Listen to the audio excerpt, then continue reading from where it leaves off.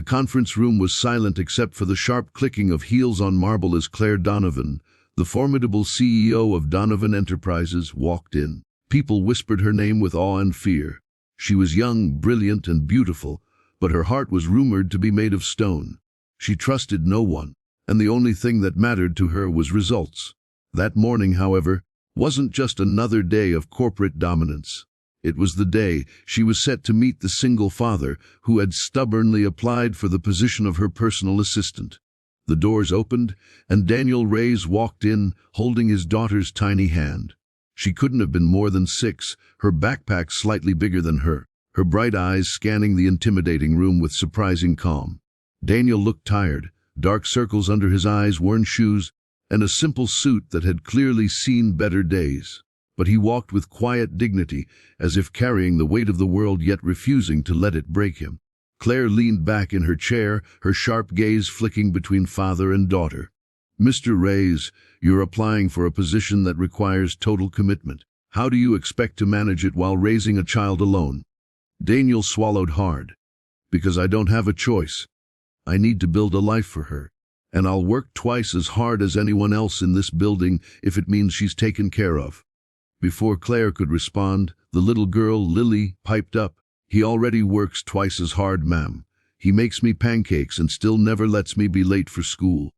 The room erupted in quiet laughter, but Claire didn't smile. She had built her empire on cold logic and precision. Kids were unpredictable, messy, and yet something about Lily's clear eyes unsettled her. Claire decided she'd test them, especially the child. If this man couldn't even manage to raise a daughter with manners and wit, he had no business in her world. That night, Daniel was invited to a dinner at her mansion, officially for a final interview. Claire had decided she'd fake sleep on the couch after dinner, leaving Lily unattended to see what kind of child Daniel was raising. If the girl panicked, cried, or misbehaved, Claire would have her answer. Dinner was awkward but warm. Daniel was polite, Lily was curious, and Claire, though trying to keep her guard up, found herself watching them with a strange longing she couldn't name. After dessert, she excused herself and lay down on the sofa, pretending to fall asleep. Minutes later, she felt small footsteps approach. Lily's whisper carried through the silence. "Daddy, she's asleep." Claire kept her breathing steady, expecting the little girl to giggle or try something childish. Instead, she heard a pause, then Lily's soft voice. "She works too much, doesn't she?" Daniel chuckled under his breath. "Yes, she does. Then we shouldn't wake her. She probably needs this nap more than anything." The Claire froze. She hadn't expected kindness. She hadn't expected to feel the child's blanket being draped gently over her shoulders. Lily even tucked it in carefully, the way mothers do for their children. "Daddy," Lily whispered again, "if you work for her, can I come too sometimes? She looks lonely." Those words hit Claire harder than any boardroom betrayal ever had. Lonely. No one had dared describe her like that, not in years. She wanted to open her eyes to say something, but she stayed frozen, her heart thundering in her chest. Over the next weeks, Daniel got the job. Claire kept telling herself it was because of his resume, but the truth was she couldn't forget Lily's kindness. Slowly, the little girl began sneaking into her office after school, drawing pictures while Claire worked. Claire told herself she didn't mind the distraction, but secretly, she cherished it. The challenges came soon after. Daniel struggled to balance late hours with Lily's needs. One evening, he was forced to bring her to the office after their babysitter canceled. Claire watched as he tried to type with one hand while comforting his daughter, who had fallen asleep in his lap. It stirred something deep within her, something she had buried long ago, the memory of her own father working late nights just to give her a future. One day, a board member confronted her. "Claire, your new assistant is unreliable. Bringing a child into our offices is unprofessional." That night, Claire couldn't sleep. She stared at the ceiling, realizing she was at a crossroads. The Claire Donovan she had built, the cold, untouchable CEO, would have fired Daniel on the spot. But the woman Lily saw, the one Lily had gently called lonely, wanted to fight for them. The breaking point came when Lily fell sick. Daniel couldn't afford the expensive treatment, and he was ready to resign, ashamed. Claire didn't hesitate. She paid for everything, but she didn't just throw money at the problem. She sat by Lily's hospital bed, holding her tiny hand, whispering stories of bravery. And when Lily opened her eyes again, smiling weakly, Claire realized she wasn't testing them anymore. They were testing her. The resolution didn't come in some grand declaration, but in quiet moments. In Claire allowing herself to laugh when Lily drew a cartoon of her with a giant crown. In Daniel thanking her not as a boss, but as someone who had become family. One evening, months later, as they watched Lily fall asleep on the couch, Daniel looked at Claire and said softly, "You don't have to be lonely anymore." Claire blinked back tears, realizing that for the first time in her life, she didn't want to be. She had set out to test a child's heart, but it was her own that had been exposed. And so, the woman who had once built walls so high no one could climb them discovered that sometimes the smallest hands are the ones strong enough to tear them down. The lesson was clear: strength isn't in shutting the world out, but in letting the right people in. The rain tapped against the glass walls of Donovan Enterprises, but inside the atmosphere was tense. Everyone stood straighter, typed faster, and whispered more quietly. That only meant one thing: Claire Donovan was on her way. Claire wasn't just a CEO, she was a storm in heels. People admired her brilliance, but they feared her coldness. She didn't tolerate mistakes, excuses, or distractions. And in her world, children were the biggest distraction of all. So when her assistant resigned unexpectedly, she expected a lineup of ambitious, polished professionals begging to take the role. Instead, one of the candidates walked in with a child.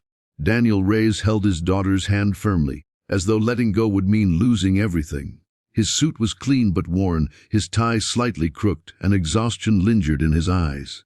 Yet his posture was steady, protective. At his side was Lily, his 6-year-old daughter with pigtails, a bright smile, and the unshakable confidence only children carry.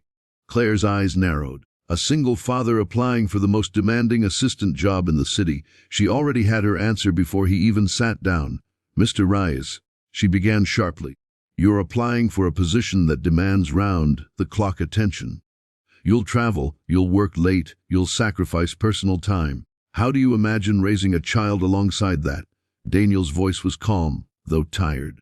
"I imagine it the same way I've done everything else since her mother left, by doing whatever it takes."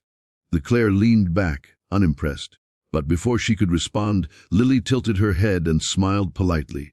"He always does whatever it takes, Mom. He even learned how to braid hair just for me." The room chuckled softly. Even Claire's lips twitched, though she quickly covered it with a sip of water. Later, as Daniel left the interview, her assistant whispered, "He's good, ma'am. He's determined." Claire's reply was cold. Determination isn't enough. But inside, something unsettled her. That evening, Claire made a decision. If Daniel wanted the job, she'd test not just him, but his child. Kids revealed truths parents couldn't hide, and Claire believed people were only as strong as the family they kept. So she invited them to dinner at her mansion. Daniel assumed it was for a final interview, but Claire had other plans. Dinner went smoothly. Daniel was respectful, Lily was curious but well-mannered.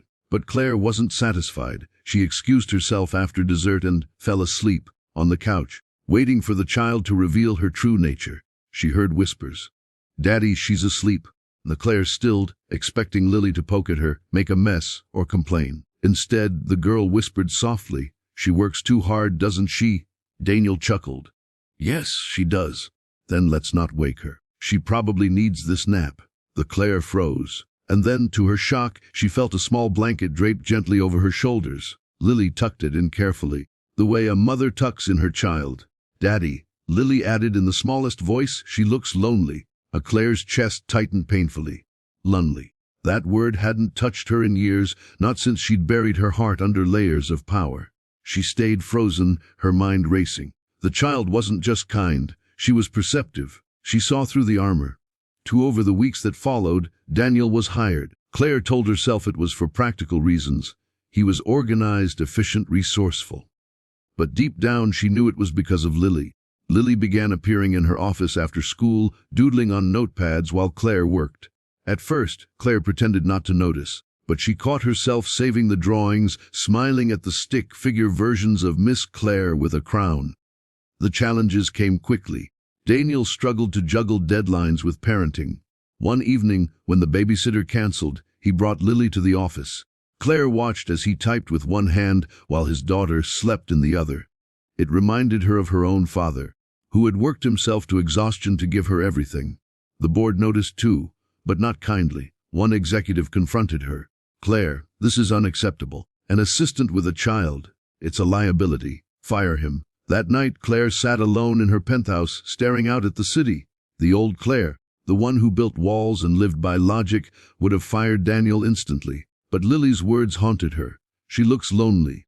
But the breaking point came when Lily fell sick with a high fever. Daniel panicked, ready to resign. "I can't do this, Ms. Donovan. She needs me more than this job does." For the first time in years, Claire didn't think like a CEO. She thought like someone who cared. She paid for the best doctors. She sat by Lily's bed, holding her tiny hand through the night, whispering stories about brave queens and fearless girls.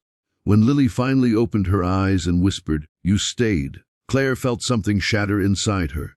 The walls she had built for so long crumbled. From then on, things changed. Claire wasn't just a boss to Daniel. She became part of their little world. She laughed when Lily drew cartoons of her with superhero capes. She joined them for pancakes on Saturday mornings, and slowly, the loneliness she had carried began to fade. One night, as Lily slept peacefully on the couch, Daniel looked at Claire. His voice was quiet but sure. "You don't have to be alone anymore." For once, Claire didn't argue. She didn't hide. She let the tears fall and whispered back, "I don't want to be." Claire had set out to test a single father and his child. But in the end, it was they who tested her, showing her that real strength wasn't in building walls, but in letting people in. Because sometimes, the smallest hands can break down the tallest walls. And sometimes, family isn't what you're born into. It's who chooses to stay.